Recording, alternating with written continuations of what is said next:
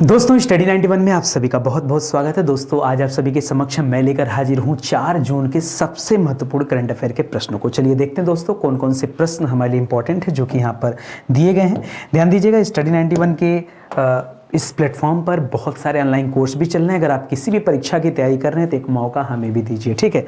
चलिए शुरू करते हैं आप आज के प्रश्नोत्तर को। पहला सवाल है कि अमित शाह ने किस स्थान पर ओलंपिक स्तर के खेल परिसर की आधारशिला रखी है। जी हाँ दोस्तों, ओलंपिक स्तर के खेल परिसर की आधारशिला दोस्तों रखी गई है। किस स्थान पे रखी गई ये बताना है, ठीक है। देखिए 2020 में होने वाला ओलंपिक 2021 में आयोजित किया गया। क्यों?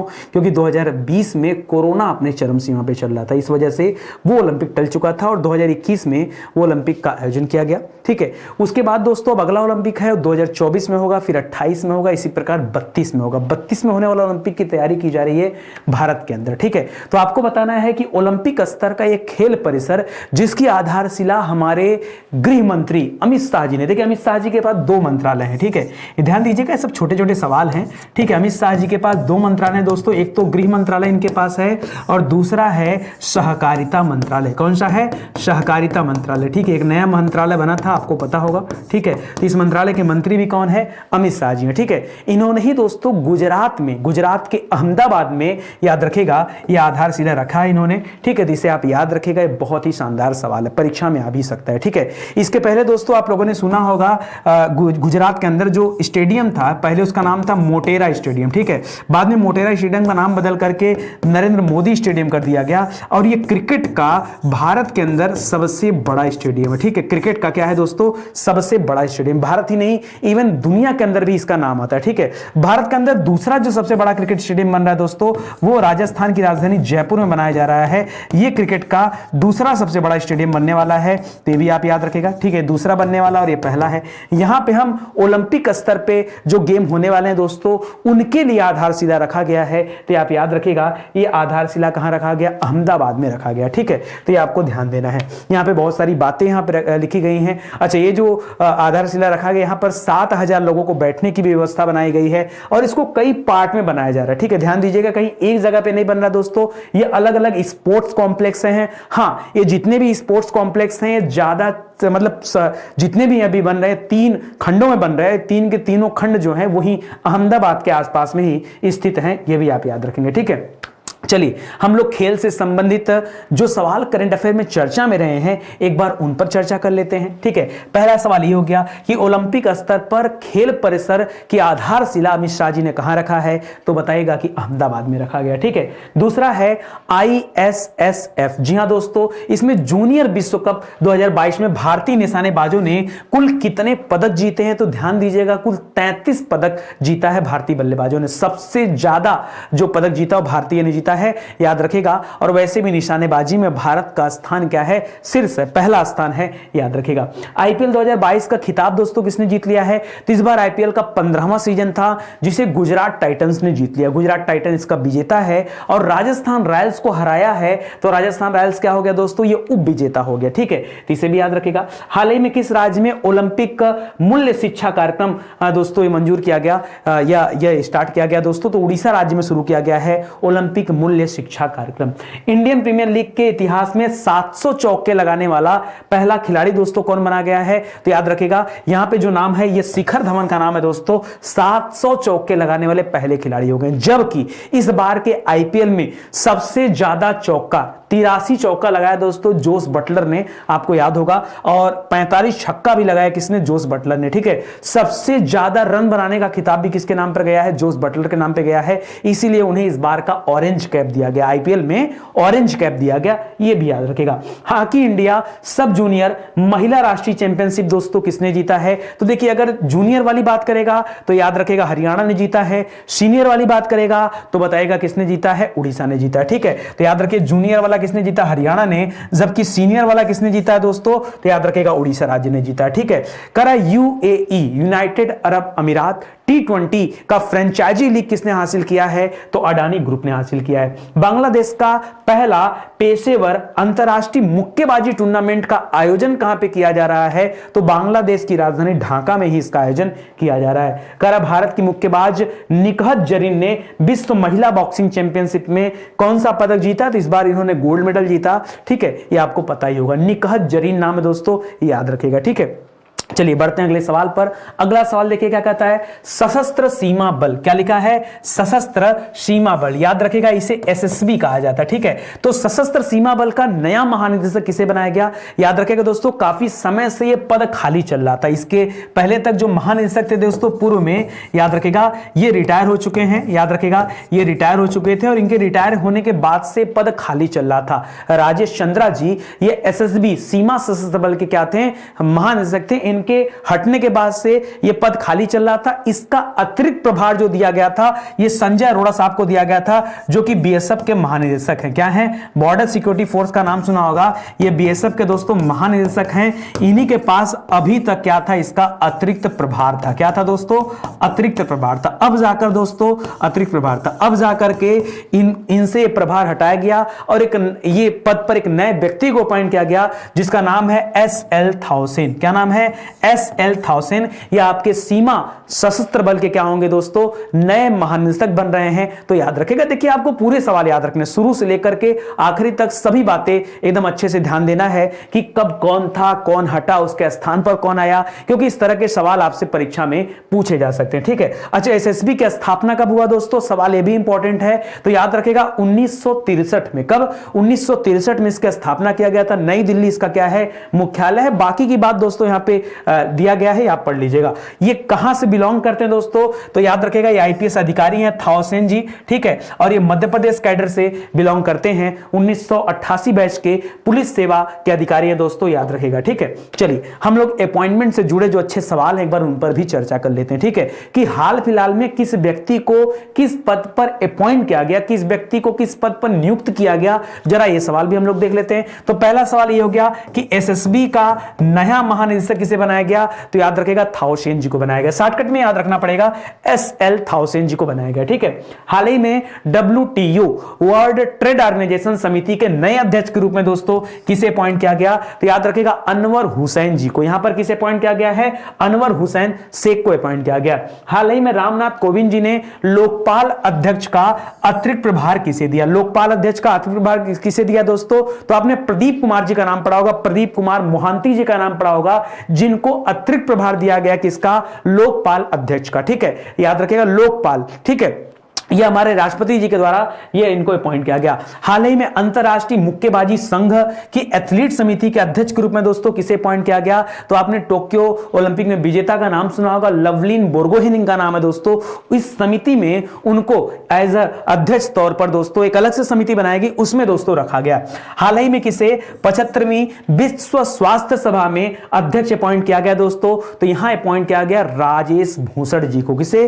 राजेश भूषण जी को। ठीक है, अगला है विश्व स्वास्थ्य संगठन का महानिदेशक किसे बनाया गया? तो पहले भी दोस्तों डब्ल्यूएचओ के महानिदेशक यही थे, दोबारा फिर से इन्हीं को अपॉइंट किया गया। इनका नाम क्या दोस्तों? घेब्रेयेसस नाम है। ठीक है, डॉक्टर टेड्रोस घेब्रेयेसस नाम है, याद रखेगा। पूरा नाम क्या है? Doctor Tedros Ghebreyesus. ठीक है, आगे देखिए, नोबेल शांति पुरस्कार विजेता हैं, नाम है जोस रामोस होटा। इनको हाल ही में दोस्तों राष्ट्रपति चुना गया है। किस देश का? तो याद रखेगा तिमोर लेस्ते देश का इनको राष्ट्रपति चुना गया है। हाल ही में दिल्ली के नए उपराज्यपाल कौन बने हैं? इसके पहले दिल्ली के राज्यपाल थे, नाम था अनिल बैजल, उन्होंने अपना इस्तीफा दे दिया और उसके बाद विनय कुमार सक्सेना जी को क्या बनाया गया दोस्तों? नया उपराज्यपाल बनाया गया है दिल्ली का। ठीक है, सलील पारेख का भी हाल ही में दोस्तों आईटी कंपनी का मुख्य कार्यकारी अधिकारी चुना गया। आपको बताना है सलील पारेख को किस कंपनी का सीईओ बनाया गया? तो याद रखेगा, आपने नाम सुना होगा इंफोसिस कंपनी का, इनको उसी इंफोसिस कंपनी का क्या बनाया गया? सीईओ बनाया गया। तो अपॉइंटमेंट से जुड़े दोस्तों ये सवाल आप जरूर याद रखें। अगला सवाल देखें, हाल ही में सरकार ने मई 2022 में कुल कितने करोड़ रुपए का जीएसटी संग्रह किया? ठीक है, देखिए बड़ी बात यहां पे क्या है वो समझिए। ठीक है, अगर हम यहां पे बात करें दोस्तों सन 2022 का, तो ये साल सरकार के लिए काफी अच्छा रहा। अगर हम यहां बात करें दोस्तों अप्रैल महीने का, तो अप्रैल महीने में अब तक का जीएसटी का सबसे बड़ा जो है संग्रह किया गया। कितना दोस्तों? तो 1.68, जी हां दोस्तों 1.68 लाख करोड़ रुपए का, ठीक है, इतने लाख करोड़ रुपए का दोस्तों जीएसटी संग्रह अप्रैल में किया गया था। इसी प्रकार अगर मई महीने की बात करें, तो मई महीने का जीएसटी संग्रह जो रहा वो 1.41 लाख करोड़ था, ठीक है, कितना था? 1.41 लाख करोड़, ठीक है। तो याद रखेगा ये काफी अच्छा संग्रह, मतलब जब से जीएसटी आई है तब से लेकर आज तक में सबसे अच्छा जो जीएसटी का कलेक्शन रहा, सबसे ज्यादा वो अप्रैल महीने में रहा। हाँ, अप्रैल से थोड़ा सा कम आपका मई महीने में रहा। अगर हम इस मई की तुलना पिछले साल वाली मई से करें, जैसे तो मई 2022 है, अगर हम इसकी तुलना दोस्तों मई 2021 से करें, तो याद रखेगा इस बार, ठीक है, अगर मई 2021 से हम तुलना कर रहे हैं दोस्तों, याद रखेगा 2022 का, तो इस बार का जो संकलन है ना जीएसटी का, जो कलेक्शन है वो याद रखेगा 44% ज्यादा है। कितना है? 44। पिछले साल मई से अगर हम इस वाले मई की तुलना करें तो 44% का ज्यादा कलेक्शन किया गया है, यह भी आपको ध्यान रखना है, ठीक है। तो मेरे हिसाब से तो अप्रैल आपके लिए बहुत ज्यादा इंपॉर्टेंट है, लेकिन यहां पर सवाल आपसे मई महीने का पूछा है तो आप यही जवाब दीजिए कि 1.41 लाख करोड़ रुपए ये जीएसटी संग्रह रहा, ये आपको ध्यान रखना है, ठीक है। बाकी की बातें दोस्तों यहां पे विस्तार से मैंने दे रखा है। आप लोग जब पीडीएफ डाउनलोड किया करिए ना, तो कोशिश किया करिए इस पॉइंट को पढ़ने का। क्यों? क्योंकि मैं इसलिए नहीं पढ़ता इस पॉइंट को ना, कि इस पॉइंट का जो थीम है, जो सार है, जो इसका निष्कर्ष है, वो मैं आपको दे दिया कि यार कम से कम ये बातें तो जानते रहो। इसके बाद मैं अपना समय देता हूं इस वाले पॉइंट पे कि आइए देखते हैं कि अर्थव्यवस्था से संबंधित कौन कौन से ऐसे सवाल हैं जो परीक्षा में आपके लिए ज्यादा महत्वपूर्ण हैं, जिनके आने की संभावना ज्यादा है, ठीक है। इसीलिए मैं मेहनत यहां पे करता हूं। तो चलिए हम लोग इकोनॉमी से जुड़े हुए सवालों को देख लेते हैं। पहला सवाल ये हो गया कि भाई मई महीने में कितने करोड़ रुपए का जीएसटी संग्रह रहा, तो बताएगा 1.41 लाख करोड़ रुपए का दोस्तों जीएसटी कलेक्शन रहा। करा भारतीय रिजर्व बैंक के उपभोक्ताओं के बैंक नोट सर्वेक्षण के अनुसार सबसे पसंदीदा नोट कौन सा रहा, तो याद रखेगा सबसे पसंदीदा नोट रहा 100 का नोट, ठीक है, और सबसे कम पसंदीदा नोट रहा 2000 का नोट, ठीक है। दोनों बातें याद रखनी है। सिक्कों में देखा जाए दोस्तों तो सबसे कम पसंदीदा 1 रुपए का था और सबसे ज्यादा पसंदीदा 5 रुपए का सिक्का था, ठीक है। यह भी आप याद रखेगा, सवाल भी इंपॉर्टेंट है। मूडीज इन्वेस्टर सर्विस ने दोस्तों, अच्छा देखिए हुआ क्या कि कोविड के बाद धीरे धीरे बहुत सारे लोगों ने अपना अलग अलग दिया, ठीक है। हर साल के लिए अलग अलग भारत की ग्रोथ रेट आती है, तो यहां भी दोस्तों ग्रोथ रेट आया, लेकिन आर्थिक विकास दर जो पहले 9.1% का अनुमान लगाया गया था, वो अनुमान घटा करके 8.8% कर दिया गया, ठीक है। किसके द्वारा? मूडीज ने अनुमान लगाया था कि भाई भारत की जीडीपी जो होगी वो 9.1% के रेट से बढ़ेगी। बाद में कहा उसने कि नहीं, 8.8% के रेट से ग्रोथ करेगी। यूपी बजट 2022 ये जो पेश हुआ, इसमें वित्त मंत्री हमारे उत्तर प्रदेश के सुरेश खन्ना जी, इन्होंने कहा कि निराश्रित महिला पेंशनरों को जो पेंशन दी जाएगी उसको बढ़ा करके 1000 रुपए कर दिया गया, ये आप ध्यान दीजिएगा, ठीक है। आगे लिख रहा है केंद्रीय वित्त मंत्री के अनुसार सरकार किसानों को उर्वरक की कीमतों में वृद्धि से बचाने के लिए सब्सिडी जारी कर रही है, और यहां पे जो सब्सिडी दिया जा रहा है वो 1.10 यानी 1.10 लाख करोड़ रुपए का सब्सिडी यहां पे आ रहा है, केवल उर्वरक के जो प्राइस में वृद्धि हो रही है उससे बचाने के लिए, ठीक है। इसको भी याद रखेगा।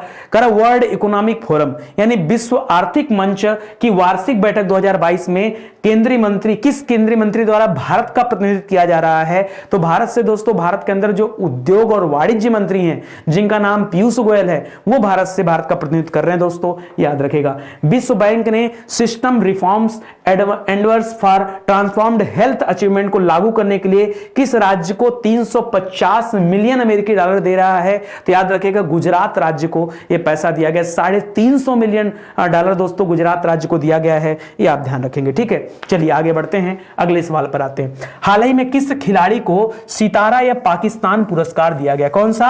सितारा या पाकिस्तान पुरस्कार। याद रखेगा सितारा या पाकिस्तान पुरस्कार ये पाकिस्तान का तीसरा सर्वोच्च पुरस्कार है, ठीक है।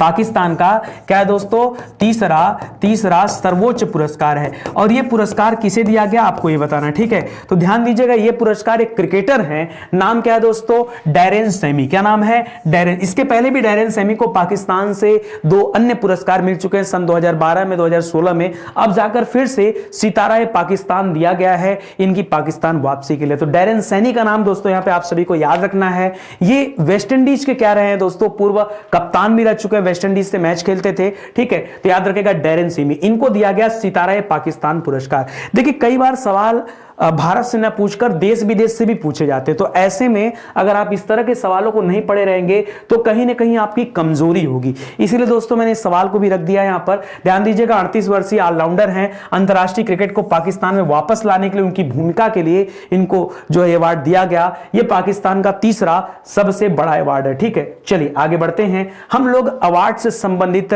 कुछ सवालों पर चर्चा कर लेते हैं। करंट अफेयर में कौन कौन से अवार्ड हाल फिलहाल में हम लोगों को पढ़ने में मिले हैं, जरा उन पर ध्यान देते हैं, ठीक है। तो पहला सवाल यही है कि भाई सितारा पाकिस्तान किसे दिया गया, तो डैरेन सैमी को दिया गया, याद रखेगा, सैनी को दिया गया। ये वेस्ट इंडीज के पूर्व कप्तान रह चुके हैं। हाल ही में किस राज्य ने star of governance Scotch award in education जीता है, कौन सा, स्कॉच अवार्ड इन एजुकेशन। तो अवार्ड जीता पश्चिम बंगाल ने। इसके पहले भी पश्चिम बंगाल राज्य ने, याद रखेगा, 4 स्कॉच अवार्ड जीता था, ठीक है। जबकि अगर सवाल पूछे स्कॉच अवार्ड इन गवर्नेंस में स्कॉच अवार्ड किसको दिया गया, तो वाला अवार्ड दिया गया आंध्र प्रदेश को। इसे भी याद रखना, कहीं कंफ्यूजन में दोनों प्रश्नों को मिला मत देना, ठीक है। तो ध्यान दीजिएगा, हाल ही में अंतरराष्ट्रीय बुकर पुरस्कार जीतने वाली पहली भारतीय लेखिका कौन है दोस्तों, इनके उपन्यास का नाम है टॉम्ब ऑफ सैंड। क्या नाम है, टॉम्ब ऑफ सैंड, याद रखेगा। इसे लिखा है गीतांजलि श्री ने। ये भारत की पहली महिला हो गई हैं जिन्हें अंतरराष्ट्रीय बुकर पुरस्कार दिया जा रहा है।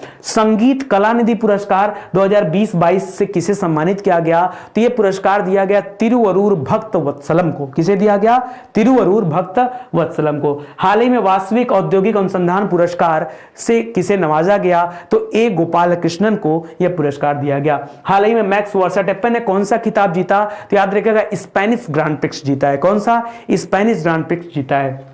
आईबीए महिला विश्व मुक्केबाजी चैंपियनशिप में 57 किलोग्राम में कांस्य पदक किसने जीता है, तो मनीषा मौन जी ने जीता है, ठीक है। अपने सैन्य और खुफिया लेखन के लिए विलियम ई कोल्बी पुरस्कार किसने जीता है, तो यह पुरस्कार किसने जीता भाई, वेस्ली मॉर्गन ने जीता है। किसने जीता है, वेस्ली मॉर्गन ने। 17 मई 2022 को महारानी एलिजाबेथ द्वारा किस भारतीय को order of the British empire का मानद पुरस्कार दिया गया, तो यह पुरस्कार दिया गया अजय गोपी किशन जी को, ठीक है। अजय गोपी किशन पीरामल, ये पूरा नाम इनका याद रखेगा। लास वेगास में आयोजित होने वाले बिलबोर्ड्स म्यूजिक अवार्ड्स में किस संगीत का जो है बैंड को दिया गया, तो बीटीएस नाम का एक संगीत बैंड है जिसे अवार्ड दिया गया, ठीक है। तो ये सारे अवार्ड से संबंधित ऐसे सवाल हैं जो करंट अफेयर में हाल फिलहाल में चर्चा में रहे, ठीक है। देखिए रिवीजन करने से क्या होता है कि आपको सारे प्रश्न एक बार रिकॉल होते हैं, और इस तरह का रिवीजन हम रोज करते हैं। फायदा यह होता है कि करंट अफेयर के ज्यादा से ज्यादा सवाल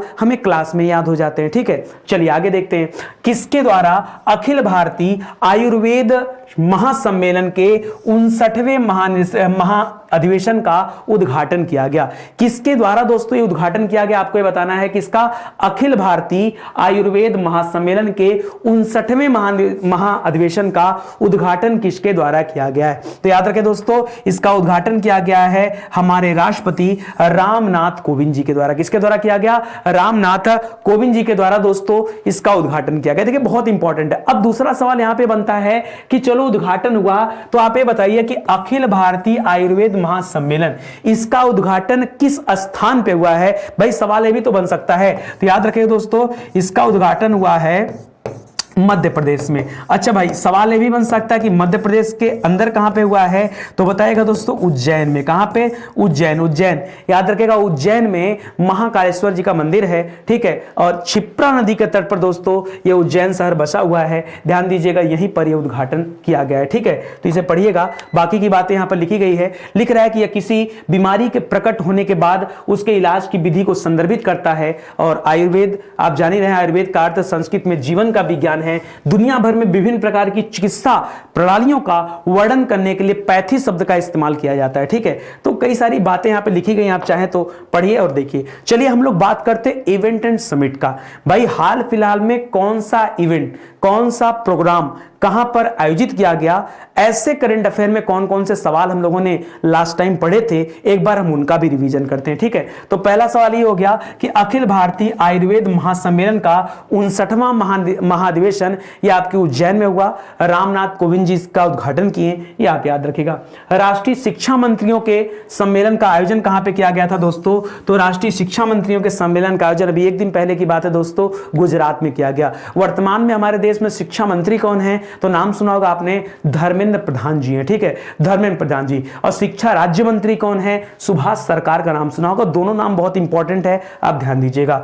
लिख रहा भारत ड्रोन महोत्सव 2022 का आयोजन कहां पे किया गया? तो भारत ड्रोन महोत्सव का आयोजन किया गया नई दिल्ली में, जबकि भारत के अंदर 5 ड्रोन स्कूल भी खोले जा रहे हैं, उसका भी उद्घाटन किया गया दोस्तों। एक ड्रोन स्कूल का उद्घाटन अभी हाल फिलहाल में ज्योतिराज सिंधिया जी ने किया था, ग्वालियर में किया था। और ये 5 के 5 जो ड्रोन विश्वविद्यालय बन रहे हैं, ये आपके कहां बन रहे हैं? ये मध्य प्रदेश के अंदर बन रहे हैं। एक ग्वालियर में बन रहा है, एक भोपाल में बन रहा है, एक इंदौर में बन रहा है, एक जबलपुर में बन रहा है और एक सतना में बन रहा है। ठीक है, तो इसे भी याद रखिएगा। ठीक है, आगे लिख रहा है 8वीं ब्रिक्स पर्यावरण मंत्रियों की बैठक में किसने भाग लिया, जो वस्तुतः चीन की अध्यक्षता में आयोजित किया गया? तो वर्तमान में पर्यावरण मंत्री है कौन? भारत से जो पर्यावरण मंत्री होगा वही तो जाएंगे। तो याद रखेगा, भूपेंद्र यादव जी वर्तमान में पर्यावरण मंत्री हैं और यही इस ब्रिक्स पर्यावरण मंत्रियों की बैठक में हिस्सा लेने गए थे। इस बार ब्रिक्स का जो समिट है वो चीन में आयोजित किया जा रहा है। ठीक है, ये भी याद रखेगा, पिछले साल भारत में किया गया था, इस बार चीन में। किस केंद्रीय मंत्री ने 19 मई 2022 को आगरा में हुनर हाट के 41वें संस्करण का उद्घाटन किया? तो आपने नाम सुना होगा मुख्तार अब्बास नकवी जी का। इनके द्वारा इस हुनर हाट सम्मेलन का उद्घाटन किया गया आगरा के अंदर। ठीक है, किस देश ने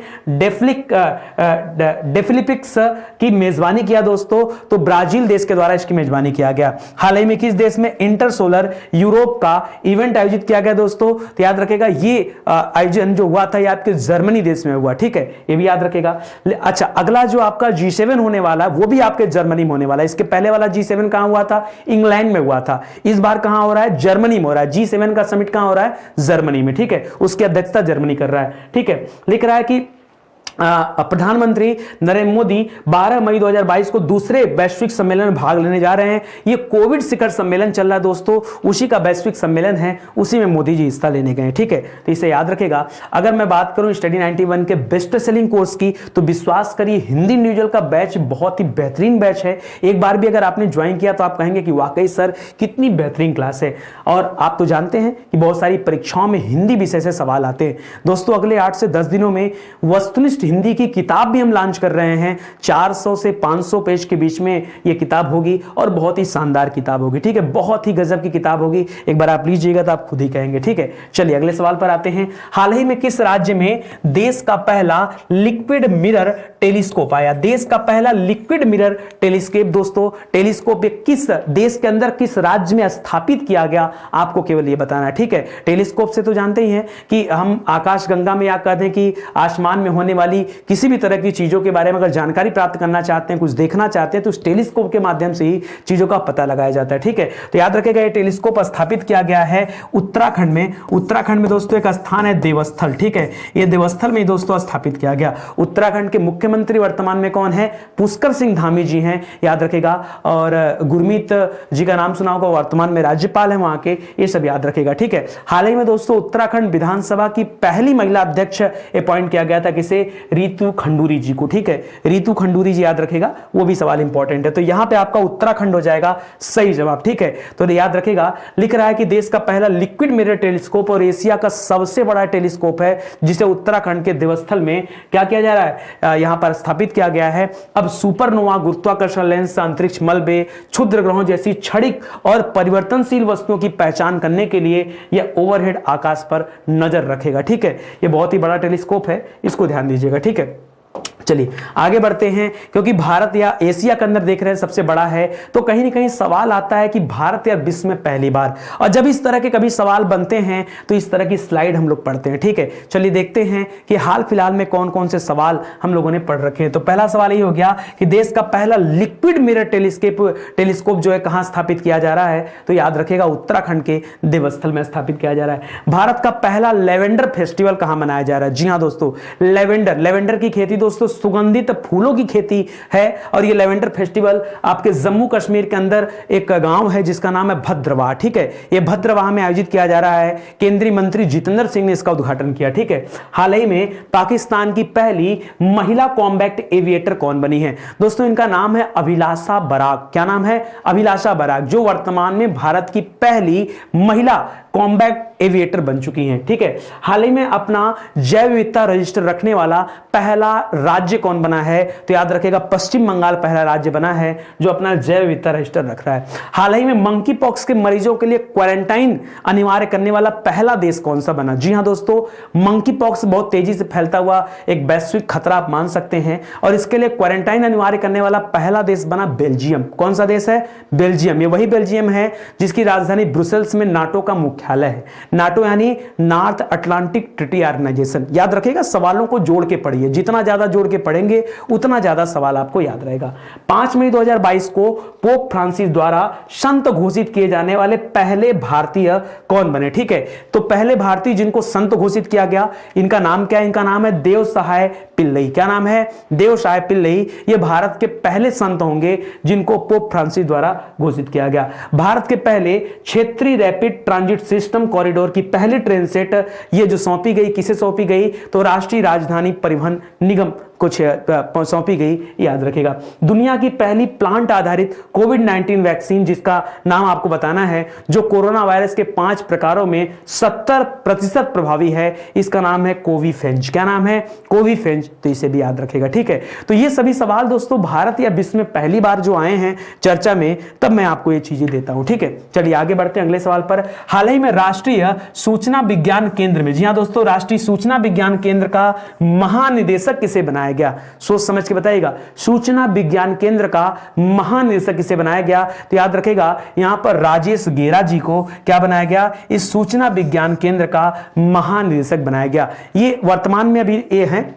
अच्छा, इसके पहले दोस्तों राजेश गेरा जी की बात कर दें तो इसी राष्ट्रीय सूचना विज्ञान केंद्र में उप महानिदेशक के पद पर थे। किस पर थे? उप महानिदेशक के पद पर थे, और अब इनको अपडेट कर दिया गया और ज्यादा अपग्रेड कर दिया गया। ठीक है, पद इनका बड़ा कर दिया गया। उप महानिदेशक के पद से अब ये महानिदेशक बन चुके हैं राजेश गेरा जी। तो याद रखेगा गेरा जी। ठीक है, तो याद रखेगा कार्मिक मंत्रालय द्वारा यह आदेश जारी किया गया। इसमें वरिष्ठ वैज्ञानिक राजेश गेरा जी को राष्ट्रीय सूचना विज्ञान केंद्र, जिसे हम NIC के नाम से जानते हैं, उसका महानिदेशक चुना गया। ठीक है, याद रखेगा इस संगठन की स्थापना 1976 में हुआ था, जिसमें राज्य और केंद्र के प्रौद्योगिकी समाधान के रूप में दोस्तों इसको स्टार्ट किया गया था, और तब इससे चल रहा है। 1976 में स्थापित था, नई दिल्ली में इसका मुख्यालय। चलिए अपॉइंटमेंट वाले सवालों को एक बार फिर से दोहराते हैं। आज ही हमने अपॉइंटमेंट का सवाल और देखा, महानिदेशक वाला। ठीक है, जिनको SSB में रखा गया। तो चलिए उसी तरह के सवाल और भी देखते हैं। तो राष्ट्रीय सूचना विज्ञान केंद्र में महानिदेशक किसे बनाया गया?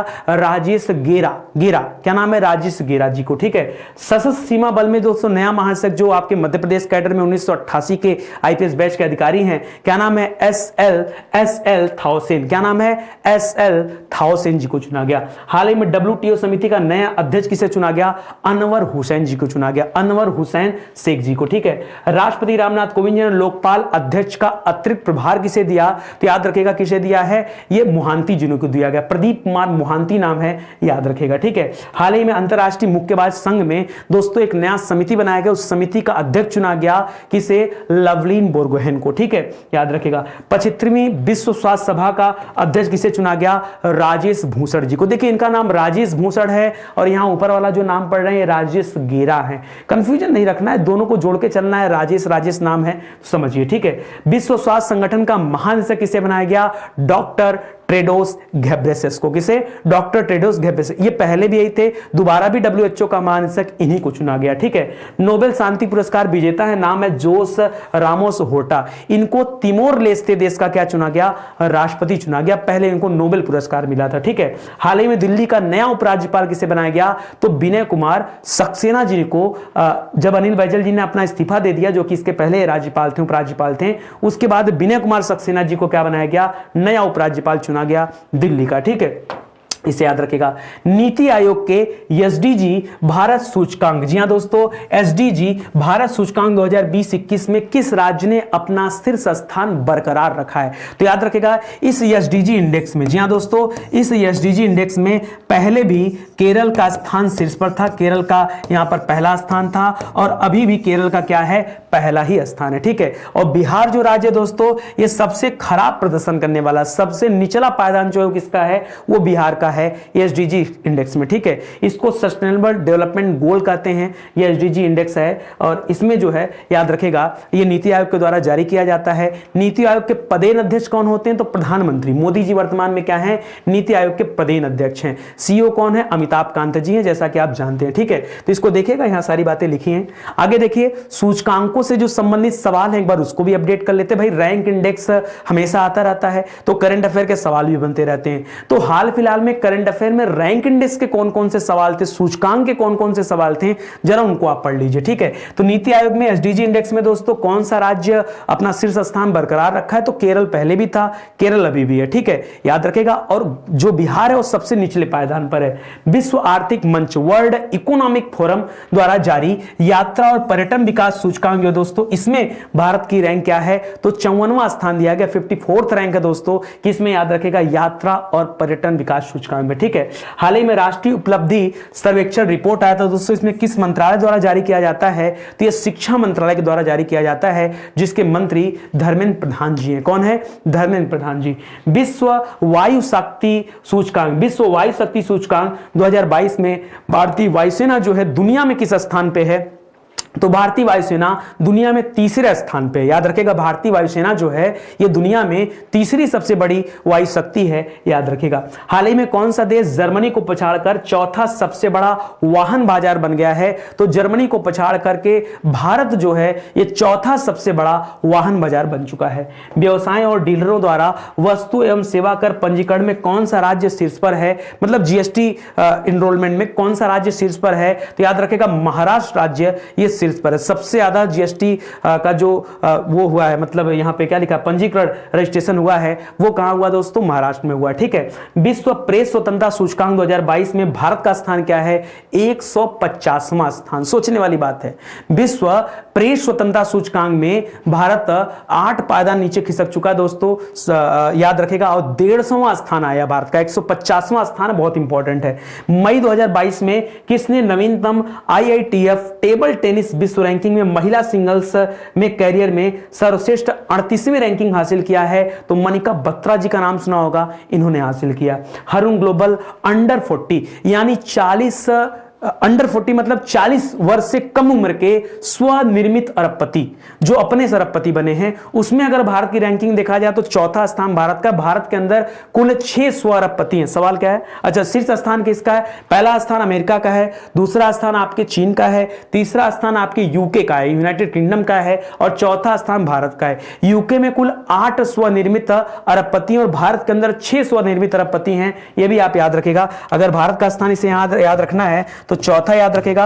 और टोटल स्वनिर्मित अरबपतियों की संख्या कितनी है? 6 है। यह भी आप याद रखेंगे। ठीक है, चलिए आगे बढ़ते हैं, अगले सवाल पर आते हैं।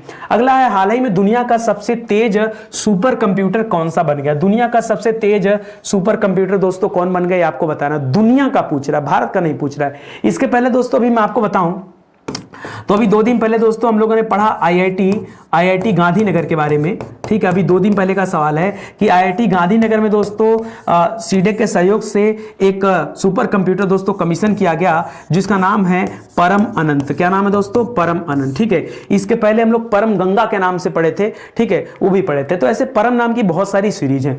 हमें दोस्तों यहां पढ़ना है कि दुनिया का सबसे तेज कंप्यूटर ये कौन सा है। तो याद रखेगा दोस्तों, दुनिया का जो सबसे तेज कंप्यूटर है वो है फ्रंटियर। याद रखेगा फ्रंटियर कंप्यूटर जो है ये किस देश ने बनाया, तो याद रखेगा जर्मनी ने बनाया। और इसने किसका रिकॉर्ड तोड़ा, तो फुकागू जो कि जापान का कंप्यूटर था।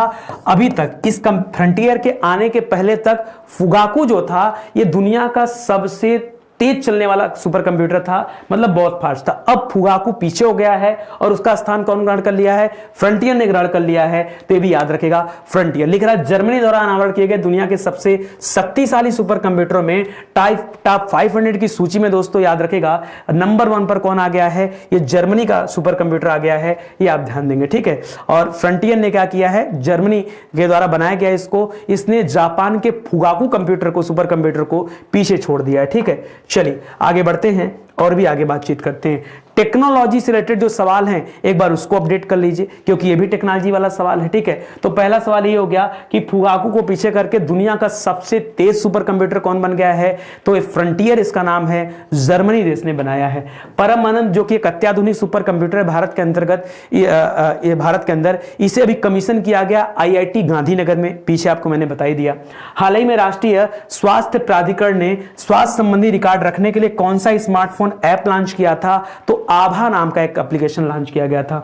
मई 2022 में किस कंपनी ने एक IT सेवा कंपनी माई इंडस्ट्री का अधिग्रहण कर लिया है, तो लार्सन एंड टर्बो का नाम सुना होगा, L&T कंपनी का, इस L&T के द्वारा अधिग्रहण कर लिया गया। फास्टर नाम से एक सॉफ्टवेयर दोस्तों लॉन्च किया गया था। भारत के सुप्रीम कोर्ट के चीफ जस्टिस है NV रमन्ना जी, इन्होंने दोस्तों इस फास्टर नाम के एप्लीकेशन को लॉन्च किया था, ठीक है। माइक्रोसॉफ्ट द्वारा भारत का सबसे बड़ा डेटा सेंटर जो बनाया जा रहा है ये तेलंगाना की राजधानी हैदराबाद में बनाया जा रहा है। किस मंत्रालय ने ई गवर्नेंस की पारदर्शिता सुनिश्चित करने के लिए मनरेगा के लिए एक लोकपाल ऐप विकसित किया दोस्तों, तो ये ग्रामीण विकास मंत्रालय के द्वारा लाया गया है, ठीक है। हाल ही में किसने रूस के खिलाफ साइबर युद्ध की घोषणा किया है, तो रूस और यूक्रेन में लड़ाई चल रहा था, इसी वजह से दुनिया के अंदर एक हैकर ग्रुप है जिसका नाम है एनोनिमस। तो इस एनोनिमस हैकिंग ग्रुप ने रूस के खिलाफ अपनी जो है हैकिंग गतिविधियां शुरू किया। हाल ही में किस कंपनी ने भारत में सेमीकंडक्टर निर्माण का निर्णय लिया है, तो भारत के अंदर जो वेदांता ग्रुप है इसने भारत के अंदर सेमीकंडक्टर निर्माण का निर्णय लिया है। और भारत भी लगभग 7,600 करोड़ रुपए की लागत से भारत को एक बहुत बड़ा सेमीकंडक्टर हब बनाना चाहता, ठीक है। इंडियन इंस्टीट्यूट ऑफ साइंस ने भारत के सबसे शक्तिशाली सुपर कंप्यूटर के रूप में अभी किसे जो है लाया है, कमीशन किया है, तो इसका नाम था परम प्रवेगा। क्या नाम था, परम प्रवेगा, ठीक है।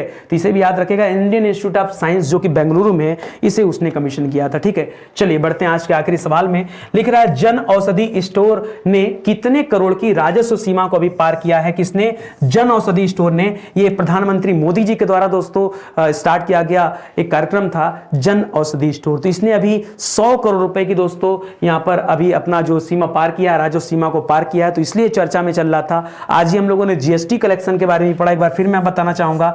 इस बार मई महीने का जो GST कलेक्शन रहा वो 1.41 लाख करोड़ था। कितना था, 1.41 लाख करोड़। इसके पहले अगर हम अप्रैल माह की बात करें तो अप्रैल माह में GST कलेक्शन 1.68 लाख करोड़ का था, ठीक है, लाख करोड़ का था। और पिछले साल की तुलना में 44% ज्यादा कलेक्शन रहा, ठीक है। ये तो क्या GST वाला सवाल था। और ये जन औषधि स्टोर ने भी अपना 100 करोड़ का राजस्व सीमा पार किया है, तो ये भी अपने आप में एक बहुत बड़ी सफलता है, ठीक है, याद रखेगा। लिख रहा मई 2021 में कुल बिक्री इसकी कितनी थी, तो 83.77 करोड़ रुपए ये टोटल बिक्री था। ये अपने आप में बहुत बड़ी बात है, ठीक है। लिख रहा दोस्तों पहली बार 100 करोड़ रुपए को पार किया इसने। जन औषधि स्थानों पर 1600 से अधिक जेनरिक फार्माकोलिटिक्स और 250 सर्जिकल उपकरण, बहुत सारी चीजें आप देख रहे होंगे कि बहुत ही कम दामों पर इन जन औषधि केंद्रों पर अवेलेबल कराया गया है, जो कि आप जान रहे हैं, ठीक है। तो बहुत सारे देश के अंदर आउटलेट भी इसके खुल चुके हैं। चलिए भारत सरकार की योजनाओं से जुड़े कुछ सवाल हम लोग देख लेते हैं जो करंट अफेयर में चर्चा में रहे। पहला सवाल तो ये हो गया कि जन औषधि स्टोर ने अपने कितने करोड़ के राजस्व सीमा को पार किया है, तो 100 करोड़ की राजस्व सीमा को पार किया है। किस राज्य ने हाल ही में इंदिरा गांधी शहरी रोजगार योजना के कार्यान्वयन को मंजूरी दिया, 800 करोड़ रुपए की लागत से योजना लाई गई है। और राजस्थान चौहान सरकार के द्वारा, अशोक गहलोत सरकार के द्वारा योजना चलाई जा रही है। हाल ही में किस राज्य सरकार ने स्वास्थ्य सेवा 2022 में ड्रोन लॉन्च करने की घोषणा किया है? तो याद रखिएगा, ये उत्तराखंड सरकार के द्वारा दोस्तों घोषणा किया गया है। स्वास्थ्य सेक्टर में, स्वास्थ्य वाले विभाग में दोस्तों ये ड्रोन योजना लाया जा रहा है। किस राज्य सरकार ने अपने सभी विभागों में आउटसोर्स कर्मचारियों में महिलाओं के लिए 33% का आरक्षण दे दिया दोस्तों? तो कर्नाटक सरकार की तरफ से आदेश जारी किया गया है और कर्नाटक के मुख्यमंत्री बसवराज बोम्मई हैं और राज्यपाल कौन है? थावरचंद गहलोत। मई 2022 में राष्ट्रीय स्वच्छ गंगा मिशन की कार्यकारी समिति ने लगभग 660 करोड़ रुपए की अनुमानित लागत वाली कितनी परियोजनाओं को मंजूरी दिया? तो कुल 11 परियोजनाओं को दोस्तों मंजूरी दिया गया था। हाल ही में लोक मिलनी योजना किस राज्य में स्टार्ट किया गया? ये पंजाब सरकार की योजना है। किस राज्य सरकार ने सरकारी स्कूलों में हॉबी हब स्थापित करने के लिए योजना शुरू किया? तो नई दिल्ली सरकार की योजना थी। किस राज्य के मुख्यमंत्री ने 8 मई 2022 को लाडली लक्ष्मी योजना का दूसरा चरण शुरू किया? तो लाडली लक्ष्मी योजना ये मध्य प्रदेश सरकार की योजना है, इसे भी आप लोग याद रखेंगे, ठीक है। इस तरह से दोस्तों आज का सेशन समाप्त होता है। उम्मीद करता हूं आपको अच्छे से समझ आया होगा और आपके लेखपाल परीक्षा के लिए देखिए किताबें आ गई है, ठीक है। तो इन किताबों को परचेज करिए, इनके माध्यम से अपनी प्रैक्टिस को और मजबूत बनाइए। अब तो लेखपाल परीक्षा जो है, जो आपके 19 जून को संभावित तिथि दिया गया था, वो अब हट करके 24 जुलाई हो गया है। तो आपके पास समय आ गया है, आप इन किताबों को परचेज करिए। इन किताबों को आप अपने नियर बाई बुक स्टोर से भी परचेज कर सकते हैं। अगर नहीं मिल पा रहा है तो आप इन किताबों को ऑनलाइन ऑर्डर कर सकते हैं हमारे वेबसाइट एप्लीकेशन के माध्यम से। वीडियो की किताबें भी आ चुकी हैं। बहुत जल्द आपके बीच में हिंदी इंडिविजुअल की किताबें आने वाली हैं। सुपर टेट का पूरा पैक आने वाला दोस्तों आपके सामने, क्योंकि उसमें कई सारे सब्जेक्ट होते हैं, तो सभी सब्जेक्ट आएंगे, ठीक है। चलिए आज का सेशन ही समाप्त होता है। मिलते हैं दोस्तों अगले लेक्चर में। तब तक के लिए धन्यवाद। जय हिंद, जय Bharat. Thank you so much.